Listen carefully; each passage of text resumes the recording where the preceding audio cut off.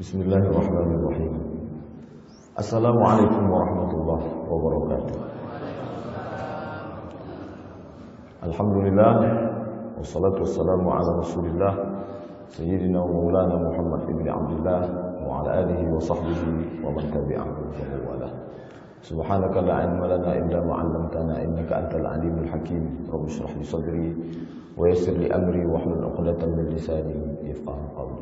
Bapak, ibu-ibu, hadirin hadirat, orang tua saya, alim ulama, cerdik pandai, tak dapat saya sebut satu persatu. Yang besar tak disebut gelar, yang kecil tak disebut nama. InsyaAllah kita ini semua hamba-hamba yang dimuliakan Allah Subhanahu wa ta'ala. Amin ya rabbal alamin.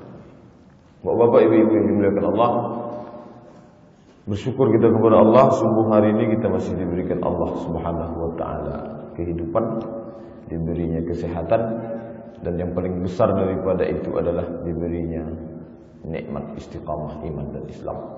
Sehingga ketika orang lain pada saat libur ini tidur pagi, menghabiskan waktu pada hal-hal yang tak dapat menyelamatkan di hadapan Allah Subhanahu wa ta'ala, kita ringan kaki melangkah ke rumah Allah, mengkaji hadis-hadis Rasulullah, salat subuh berjamaah.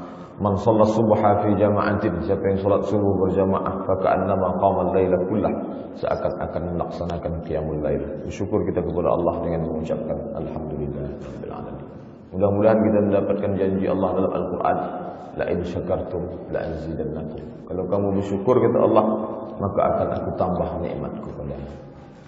Kemudian berselawat kepada Rasulullah sallallahu alaihi wasallam dengan mengucapkan Allahumma shalli ala sayyidina Muhammad wa ala ali Muhammad.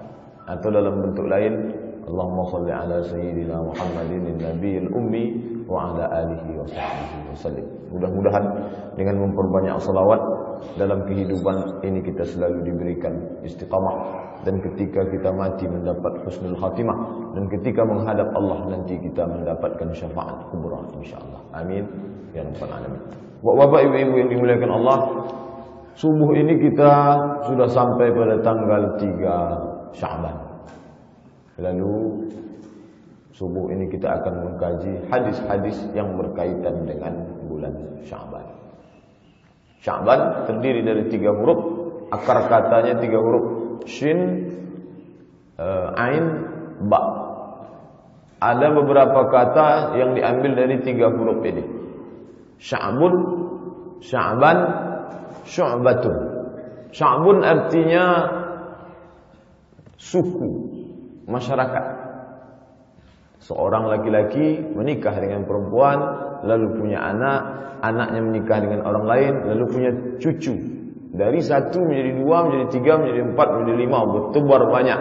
Maka orang yang banyak ini disebut dengan Sya'bun. Bentuk jamaknya Syu'ubun. Kemudian kata yang diambil dari 3 huruf shin ain ba adalah Syu'batun. Syu'batun artinya sebatang pohon kayu, lalu kemudian mengeluarkan cabang-cabang, mengeluarkan ranting-ranting, daun yang banyak. Cabang yang keluar dari batang itu disebut dengan Syu'batun. Apa kaitannya dengan bulan Sya'ban? Maka menurut ulama salah satu maknanya adalah tasya'abat fihil barakah.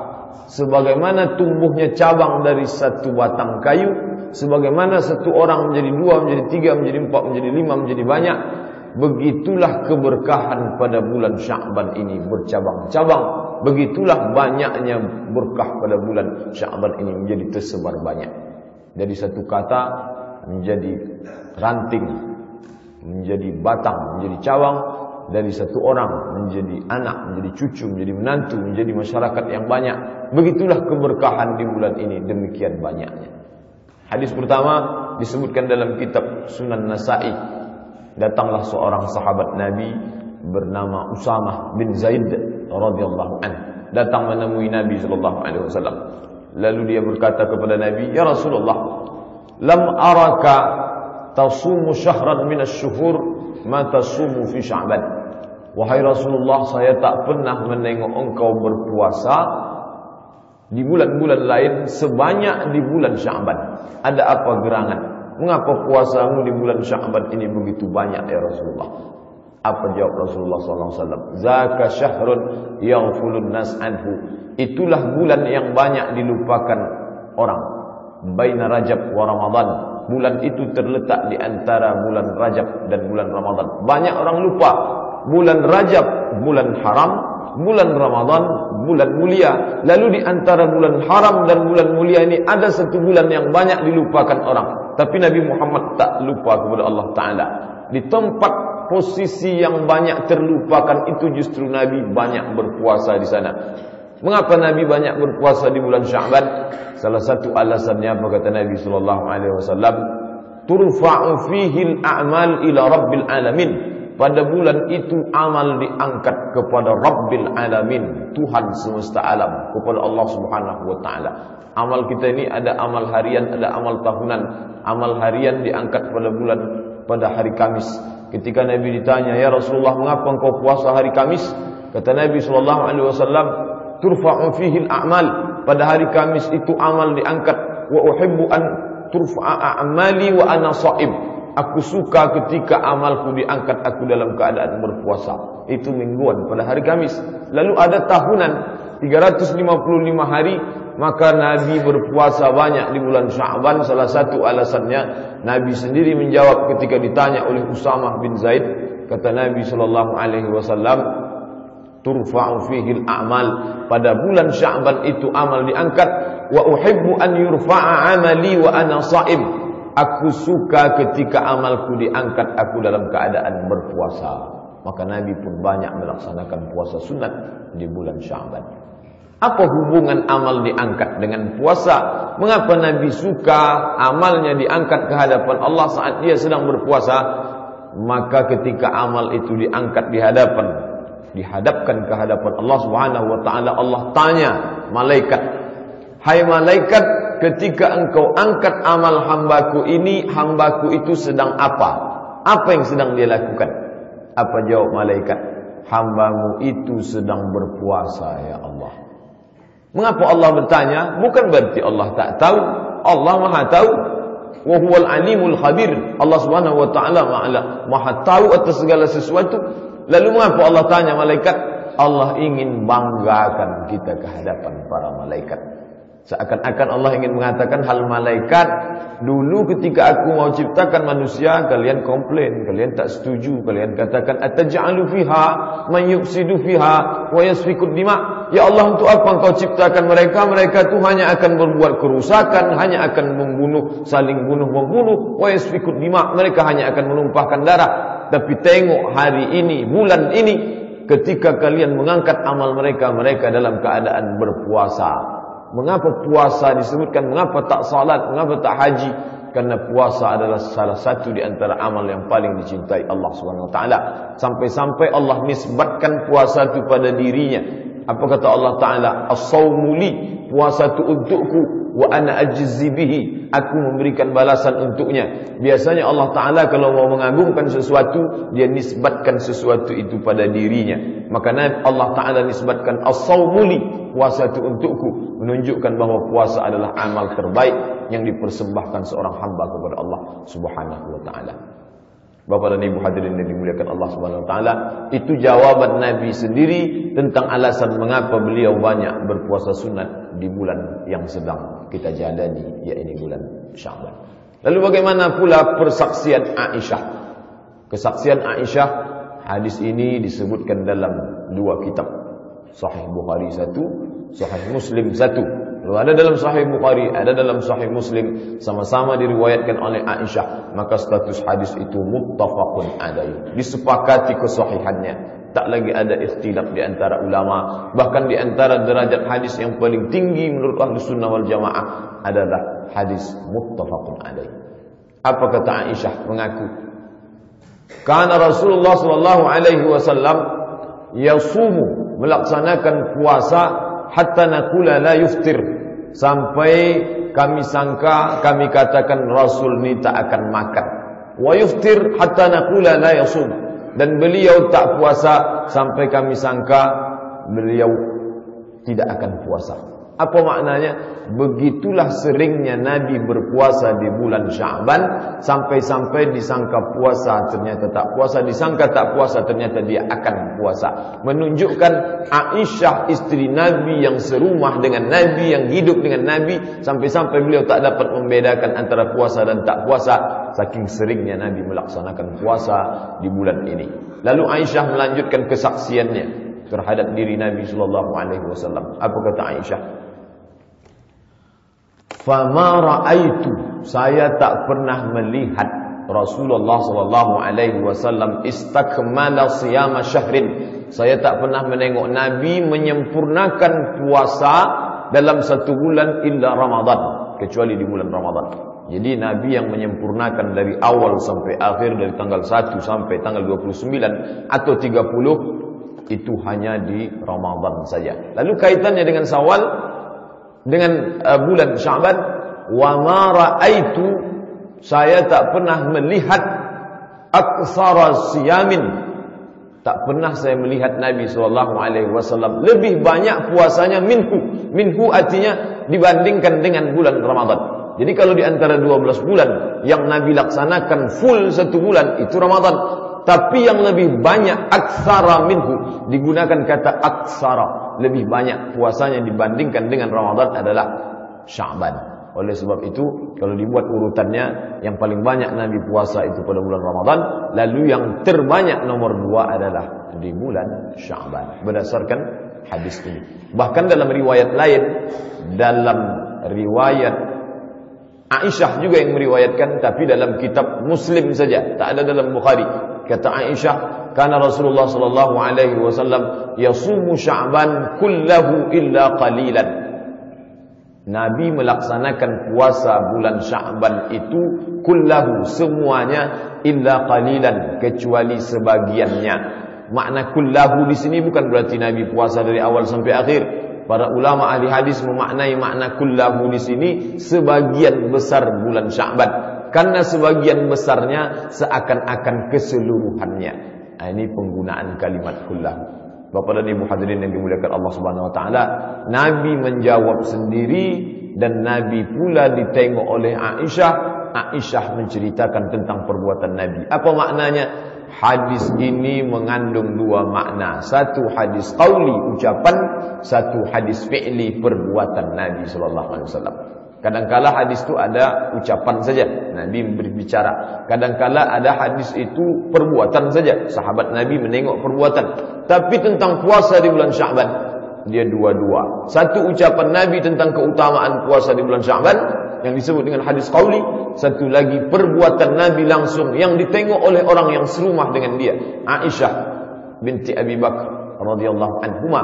Maka hadis ini komplitlah kekuatannya sebagai dalil hukum. Oleh sebab itu, kita sebagai umat Nabi Muhammad SAW yang ingin mendapatkan syafaat, mengamalkan sunnah Nabi sebagaimana firman, sebagaimana sabda Nabi, alaikum bisunnati, hendaklah kamu mengikut sunnahku, wa sunnatil khulafa'ir rasyidin, dan sunnah khulafa'ir rasyidin al-mahdiyina, orang-orang yang mendapat hidayah min ba'di, setelah aku.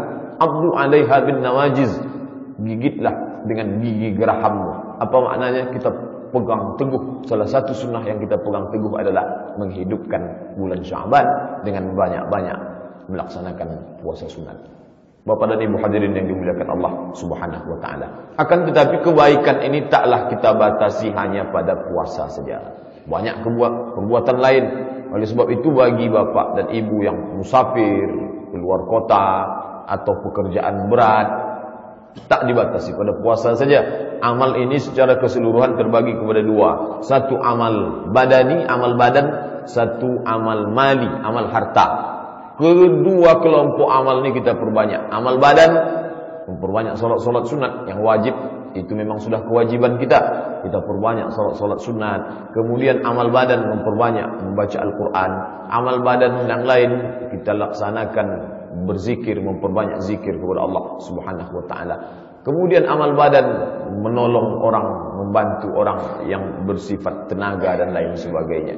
Adapun amal harta dalam bentuk wakaf, infak, sedekah, santunan kepada anak yatim, membantu orang-orang susah, melarat dan lain sebagainya. Kedua amal ini kita perbanyak pada bulan Sya'ban. dalam rangka sarana mendekatkan diri kepada Allah, menghidupkan sunnah Nabi Muhammad SAW, dan menjadi bekal melaksanakan amal yang baik di bulan yang baik. Bapak dan Ibu yang dimuliakan Allah Subhanahu wa taala. Ini 30 hari, 29 atau 30 hari bulan Sya'ban. Tapi di antara yang 30 hari ini ada malam-malam khusus yang dikhususkan oleh Allah Subhanahu wa taala. Malam khusus itu adalah an-nisfu min Sya'ban. Nisfu artinya pertengahan. Sya'ban pertengahan bulan Sya'ban. Jadi di tengah bulan Sya'ban itu ada kekhususan yang diberikan Allah Subhanahu wa taala. Kebanyakan hadis-hadis keutamaan malam nisfu Sya'ban itu kalau tak hadis dhaif, hadisnya maudhu'. Maudhu' itu palsu, tak bisa dipakai sama sekali. Sebagian besarnya dhaif. Di antara hadis yang dhaif, misalnya Nabi sujud, lalu sujudnya sangat lama. Lama sekali sujudnya. Lalu Aisyah datang memegang ibu jari Nabi. Dia sangka Nabi itu sudah meninggal dunia. Lalu dia gerakkan. Ternyata ketika Aisyah gerakkan, Nabi menggerakkan ibu jarinya. Oh, ternyata Nabi masih hidup. Setelah Nabi sujud, bangkit, tahiyat, lalu Nabi salam. Setelah salam, Aisyah bertanya, mengapa lama sekali sujud? Maka Nabi balik bertanya, apa kamu tidak tahu ini malam nisfu Sya'ban? Allah Ta'ala memberikan ampunan. Hadis ini hadis dhaif. Sebagian ulama tak memakainya sebagai untuk dalil untuk beramal. Tapi sebagian ulama memakai hadis dhaif untuk fadail amal. Kalau cukup 5 syarat, kalau dia tidak bercerita tentang halal dan haram, kalau dia tidak bercerita tentang akidah, kalau dhaifnya tidak terlalu dhaif, tak sampai pada derajat dhaif jiddan, atau maknanya ada satu periwayatnya yang kadzab, pendusta, kemudian dia bernaung di bawah hadis sahih. Ini hadis ini dhaif, tapi ada hadis sahih yang menaungnya di atas. Ini bisa dijadikan dalil. Kemudian pula dia dipakai hanya untuk fadail a'mal, keutamaan amal. Nah, sekarang hadis ini dhaif. Apakah bisa kita jadikan sebagai dalil untuk beramal menghidupkan malam nisfu Sya'ban? Bisa. Mengapa? Karena cukup 5 syarat. Apa syarat yang 5 tadi? Sudah saya sebutkan, cukup 5-nya. Adakah hadis sahih yang menjadi naungan untuk beramal menghidupkan malam nisfu Sya'ban? Ada. Hadisnya disebutkan oleh Imam At-Tabrani, disebutkan juga dalam Sahih Ibn Hibban, statusnya hadis hasan sahih. Kalau Rasulullah SAW diriwayatkan dari sahabat Nabi bernama Mu'adz bin Jabal radhiyallahu anhu. Kalau Rasulullah SAW, Rasulullah bersabda, kata Rasulullah, yattali'u Allah ala jami'i khalqihi lailatan nisfi min Sya'ban. Pada malam nisfu Sya'ban Allah memperhatikan semua makhluknya. Allah tengok semua makhluknya. Makna yattali'u, menengok dengan seksama, memperhatikan amat sangat detail. Lailatan nisfi min Sya'ban, pada malam nisfu Sya'ban. Fayaghfiru, setelah Allah tengok, Allah lihat, Allah perhatikan, maka Allah ampuni makhluknya itu yang pada malam itu melaksanakan tahajud, berdoa, beristighfar, mohon ampun, bertaubat nasuha. Fayaghfiru, maka Allah mengampuni jami'a khalqihi, semua makhluknya pada malam itu. Tapi ada 2 yang tak diampuni. Bukan berarti semua yang bertahajud, yang qiyamul lail malam itu diampuni Allah Ta'ala. Memang betul kata Nabi SAW, fayaghfiru, Allah ampuni. Illa, tapi ada pengecualian, istisna. Ada 2 yang tak diampuni Allah Ta'ala pada malam nisfu Sya'ban. Yang pertama, illa li musyrik. Pertama, orang yang musyrik, mempersekutukan Allah Subhanahu wa taala, orang yang tauhidnya rusak. Nah, ini tak diampuni Allah. Yang kedua, musyahid. Musyahid, orang yang bertengkar belum berdamai.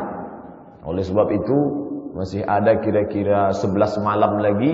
Kalau ada kawan bermusuhan, kirim-kirim memanglah SMS, mohon maaf dari sekarang, supaya malam nisfu Sya'ban kita tahajud, berdoa, mohon ampun kepada Allah Subhanahu wa taala. Allah ampuni dosa kita. Jangan sampai status istighfar, status permohonan maaf, status permohonan ampun kepada Allah itu dipending. Apa sebab? Karena kita belum bermaafan sesama manusia. Bapak dan Ibu hadirin yang dimuliakan Allah Subhanahu wa taala. Adapun hadis-hadis lain yang mengatakan tentang keutamaan nisfu Sya'ban, itu sebagian besarnya adalah hadis dhaif. Misalnya Allah Ta'ala mengampuni manusia pada malam nisfu Sya'ban itu sebanyak bulu kambing di Bani Kalb.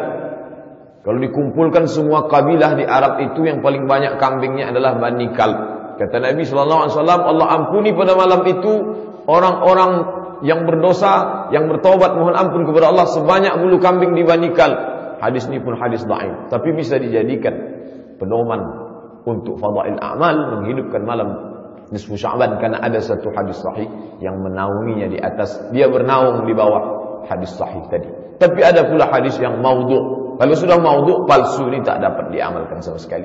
Contoh hadis maudhu' tentang malam nisfu Sya'ban, man ahya al-layali al-khamsa wajabat lahul jannah. Siapa yang menghidupkan 5 malam yang utama, maka dia wajib masuk surga. Yang dimaksud dengan 5 malam itu Lailatul Tarwiyah, malam Tarwiyah, malam tanggal 8 Zulhijjah, Lailat Arafah, malam Arafah, malam tanggal 9 Zulhijjah, Lailatul Nahar, malam 10 Zulhijjah, kemudian pada malam Id, Lailatul Fitri, malam Idul Fitri, wa Lailatul Nisfi min Sya'ban, malam nisfu Sya'ban. 5 malam dihidupkan, wajib dia masuk surga. Hadis ini hadis palsu, tak boleh diamalkan, tak boleh diriwayatkan. Kalau meriwayatkan hadis palsu, maka kata Nabi, man kadzdzaba alayya muta'ammidan, siapa yang berdusta kepadaku secara sengaja, falyatabawwa maq'adahu minan nar, siapkanlah tempat duduknya dari api neraka. Nauzubillah. Oleh sebab itu kita beramal hanya karena hadis sahih tadi saja, hadis hasan sahih. Adapun hadis dhaif itu hanya sebagai fadail a'mal saja. Kemudian yang berkaitan pula dengan malam nisfu Sya'ban ini, mungkin ada bapak ibu dengar dari ustaz atau dibaca di buku yang mengajarkan tentang salat malam nisfu Sya'ban sebanyak 100 rakaat. Ini disebutkan dalam 2 kitab. Satu namanya kitab Quds Al-Qulub. Qud artinya makanan, qulub hati, makanan hati. Pengarangnya Abu Talib Al-Makki. Kemudian ada pula dalam kitab Ihya Ulumuddin karya Imam Al-Ghazali. Dalam 2 kitab ini disebutkan tentang salat malam nisfu Sya'ban sebanyak 100 rakaat. Maka menurut Imam Nawawi, imam besar dalam mazhab Syafi'i, kata Imam Nawawi, salat raghaib yang dilaksanakan di Kamis pertama malam Jumat bulan Rajab dan salat sunat 100 rakaat di malam nisfu Sya'ban, bid'atani munkaratani, ini adalah 2 bid'ah yang mungkar. Oleh sebab itu kita kalau mau tahajud saja, tak ada salat 100 rakaat yang disebut dengan salat malam nisfu Sya'ban. Berdoa secara umum karena ingin mendapatkan ampunan, karena Allah mengampuni semua orang yang berdosa pada malam nisfu Sya'ban, kecuali 2 orang yang mempersekutukan, mensyirikkan Allah, dan orang yang belum berdamai di antara 2 yang bertikai, bertengkar sebelum dia mendamaikan dirinya dengan saudaranya. Bapak dan Ibu hadirin yang dimuliakan Allah Subhanahu wa taala. Kemudian selanjutnya kita bahas hadis tentang yang menyebutkan puasa setelah pertengahan Sya'ban. Hadis ini disebutkan dalam kitab Sunan Abi Dawud. Qala Rasulullah sallallahu alaihi wasallam, Rasulullah bersabda, "Idzan tasafa Sya'ban", kalau sudah pertengahan bulan Sya'ban, fala tasumu, jangan kamu berpuasa. Kalau sudah pertengahan Sya'ban, jangan kamu berpuasa. Nampaknya hadis ini kontradiktif dengan hadis yang kita bahas pertama. Hadis pertama mengatakan Nabi berpuasa lebih banyak daripada bulan yang lain, itu pada bulan Sya'ban. Ramadan full, lalu paling banyak Sya'ban. Lalu mengapa dikatakan setelah pertengahan tak boleh? Kalau begitu sedikit sekali, hanya 15 hari. Hanya 14 hari saja. Lalu bagaimana dengan setelah 15 ke belakang? Apakah itu dilarang? Menurut ulama, makna setelah pertengahan bulan Sya'ban jangan kamu berpuasa, maknanya bagi orang yang sebelumnya memang dia tak pernah berpuasa sunat. Jadi kalau dia memang tak pernah berpuasa Ayyamul Baid, lalu sampai pertengahan, maka dia tak boleh puasa. Dia memang tak pernah puasa Senin Kamis, lalu setelah pertengahan bulan Sya'ban, maka dia jangan berpuasa. Tapi kalau dia sudah biasa puasa Senin Kamis, maka dia lanjutkan saja. Walaupun larangan Nabi kalau sampai sudah pertengahan bulan Sya'ban, jangan kamu berpuasa. Larangan itu maknanya memulai puasa. Adapun melanjutkan tradisi puasa yang pernah dilanjutkan sebelumnya, sebelumnya dia memang sudah pernah Senin Kamis minggu pertama, Senin Kamis minggu kedua, maka pada minggu ketiga dan keempat dia lanjutkan saja karena dia pernah memulai sebelumnya. Atau dia mulai puasa Nabi Daud, ahabbus shaum ila Allah shaumi Daud, puasa yang paling dicintai Allah adalah puasa Nabi Daud. Tanggal 1 dia puasa, 2 tidak, 3 puasa, 4 tidak, 5 puasa, 6 tidak, sampai pertengahan. Jangan dia berhenti, dia lanjutkan saja. Mengapa begitu? Karena yang dilarang itu adalah memulai puasa setelah pertengahan bulan Sya'ban. Bapak dan Ibu hadirin yang dimuliakan Allah Subhanahu wa taala. Masalah memeriahkan nisfu Sya'ban, apakah hanya sekedar ibadah di rumah saja atau dimeriahkan di masjid beramai-ramai? Kalau ada orang membuat ramai di masjid itu, dari mana dalilnya? Apakah ada Nabi SAW menyuruh nanti pada malam nisfu Sya'ban ramaikanlah masjid-masjid? Maka kalau kita tengok dalam hadis Nabi, Nabi tak pernah menyuruh. Kemudian sahabat Nabi pun tak pernah membuat. Yang melakukan ini adalah generasi ketiga Nabi, sahabat, tabi'in. Generasi tabi'in yang melakukan itu. Tabi'in ini tersebar. Ada tabi'in di Mesir, ada tabi'in di Hijaz, ada tabi'in di negeri Syam. Yang melaksanakan, meramaikan masjid di malam nisfu Sya'ban itu tabi'in yang berada di negeri Syam. Negeri Syam itu sekarang 4 negara, Suriah, Lebanon, Palestina, Yordania. Adalah negeri Syam. Jadi ada di antara kalangan tabi'in, di antara tabi'in tersebut namanya Khalid bin Ma'dan, Luqman bin Amir, kemudian para tabi'in yang lain, termasuk juga di antaranya ahli hadis menyetujui itu bernama Ishaq bin Rahawai rahimahullah. Mereka melaksanakan. Bagaimana cara mereka meramaikan malam nisfu Sya'ban? Disebutkan yalbisuna ahsana thiyabin. Mereka memakai pakaian yang terbaik, pakaian yang paling hebat, jubah kesayangan paling bagus itu dipakai pada malam nisfu Sya'ban. Wa yatabakharun. Tabakhar diambil dari kata bukhur. Bukhur itu asap. Biasanya mereka pakai parfum itu dibakar gaharu, dibakar wangi lalu dipakaikan, diasapi badan. Kalau bapak ibu pergi haji atau umrah, nampak mereka asapi itu toko pakaian segala macam, dijual bersama menyan untuk mengharum ruangan. Itu mereka pakai bukur untuk memeriahkan malam nisfu Sya'ban. Kemudian wayaqtahilun. Takhilun maknanya memakai celak. Pakai baju bagus, pakai wewangian, pakai celak, ramai-ramai di masjid. Tapi perbuatan ini tak sepakat antara tabi'in. Hanya dilakukan tabi'in di negeri Syam. Adapun tabi'in di negeri Hijaz tak melakukan itu. Oleh sebab itu kalau nanti ada di antara kaum muslimin yang tak setuju, tak usah ramai-ramai malam nisfu Sya'ban di masjid, itu tak ada dalilnya, maka mereka berarti ikut kelompok tabi'in yang di Hijaz. Adapun yang membuat, maka mereka ikut tabi'in yang ada di negeri Syam. Lalu bagaimana? Apakah ini boleh diikut salah satu? Maka menurut Syekh Atiyah Saqar, mantan mufti Lajnah Fatwa Al-Azhar, kata beliau, selama masalah itu khilafiyah, maka kita amalkan sesuai yang dengan kita yakini. Kalau ada orang melakukan tak sama dengan kita, tapi ada dua, di antara dua dia lakukan yang ini, maka jangan kita mengejek, menjatuhkan, mengucilkan dan lain sebagainya. Dia amalkan, maka dalil adalah memohon ampunan kepada Allah pada malam nisfu Sya'ban. Bapak dan Ibu hadirin yang dimuliakan Allah Subhanahu wa taala, amal-amal ini kita penuhi pada bulan yang mulia ini, tak lain tak bukan tujuan kita hanya satu saja, mengisi usia yang baik, disampaikan Allah di bulan yang baik dengan amal yang terbaik, supaya ketika kita menghadap Allah, ditempatkan Allah bersama orang-orang yang baik. Tak lebih daripada itu. Kemudian mungkin, tak mungkin, tapi memang amat sangat mungkin kita ni manusia yang penuh dengan kesalahan, penuh dengan kekhilafan, salah dan dosa. Sampai-sampai kata Nabi SAW, kullu bani Adam khata'un. Semua anak cucu Adam manusia ni salah. Wa khairul khata'ina tawwabun. Sebaik-baik orang bersalah adalah orang yang bertaubat. Orang yang baik bukan orang tak pernah bersalah.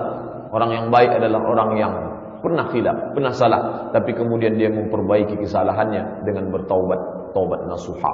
Tak berarti kita tunggu malam nisfu Sya'ban. Kalau Allah sampaikan alhamdulillah, tapi kita berniat dari awal bulan ini tiap malam kita melaksanakan qiyamul lail, bertahajud, mendekatkan diri kepada Allah sampai pada saat itu, maka kita berdoa memohon kepada Allah mendapatkan ampunan yang dijanjikan Nabi, yattali'ullaha ala jami'i khalqihi. Allah memperhatikan semua makhluknya lailatan nisfi min Sya'ban, pada malam nisfu Sya'ban, fayaghfiru jami'a khalqihi, Allah ampuni semua illa kecuali li musyrik, orang yang mempersekutukan Allah, wa musyahid, orang yang belum berdamai di antara saudaranya yang bertikai ataupun yang bertengkar. Kepada ibu hadirin yang dimuliakan Allah Subhanahu wa taala, ketika bulan yang bercabang-cabang keberkahan, bercabang kebaikan sudah datang kepada kita, lalu ibadah kita masih tetap ibadah yang sama, tak bercabang seperti banyaknya cabang bulan tersebut, maka tak sesuai antara orang yang masuk ke bulan itu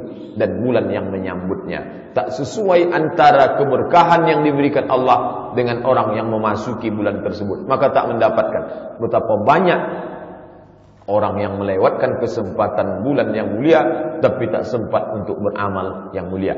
Oleh sebab itu, kalau Allah sampaikan usia kita ke bulan ini, dalam satu doa Nabi, hadis ini hadis dhaif, tapi doa ini bisa dipakai untuk keutamaan amal. Allahumma barik lana fi Rajab wa Sya'ban. Ya Allah, berikan berkah kepada kami di bulan Rajab dan Sya'ban.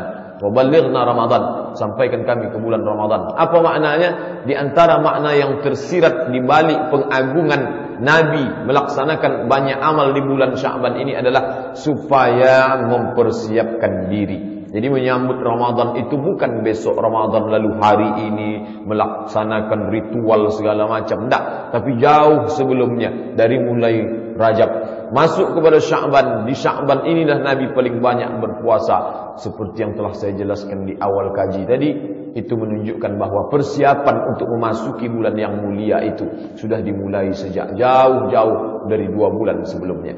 Bapak dan Ibu yang dimuliakan Allah, insyaallah 27 hari Sya'ban ini kita isi dengan berpuasa sunat, membaca Al-Quran, memperbanyak zikir, berinfak dan sedekah, banyak santunan kepada fakir miskin, anak-anak yatim.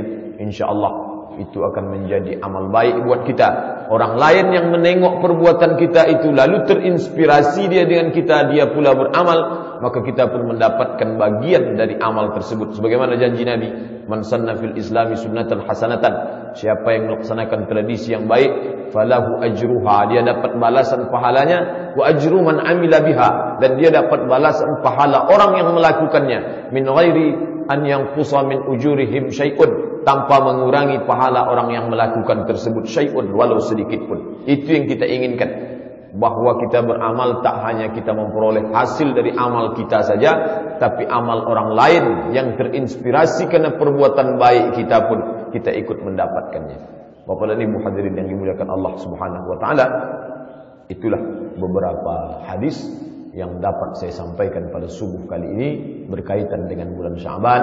Mudah-mudahan dapat kita jadikan bekal untuk beramal, karena amal itu kalau tak ada tuntunannya, kata Nabi, man ahdatsa fi amrina hadza, riwayat Aisyah, man ahdatsa fi amrina hadza, siapa yang membuat-buat amal ma laisa alaihi amruna, yang tak diajarkan oleh Nabi, fahuwa raddun, bagi yang ingin beramal lalu muncul ada keraguan, maka subuh ini kita kaji hadis ini untuk semakin menguatkan hati kita, menguatkan iman kita, sehingga kita beramal itu tak ada keraguan.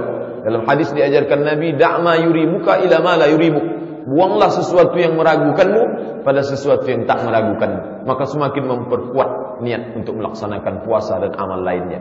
Adapun amal-amal lain yang tampaknya baik tapi ternyata tak ada dalilnya, dibid'ahkan oleh Imam Nawawi rahimahullah dan para ulama lain, maka kita menjauhinya, kita beramal sesuai dengan tuntunan hadis Nabi SAW. Bapak dan Ibu yang dimuliakan Allah, itu yang dapat saya sampaikan pada subuh kali ini. Sebagaimana biasa, selanjutnya kita kaji tema ini dengan dalam tanya jawab, baik berkaitan dengan bulan Sya'ban ataupun hadis-hadis lain. Terima kasih atas segala perhatian. Mohon maaf banyak kata tak berkenan di hati. Aqulu qawli hadza astaghfirullah li wa lakum. Wassalamualaikum warahmatullahi wabarakatuh.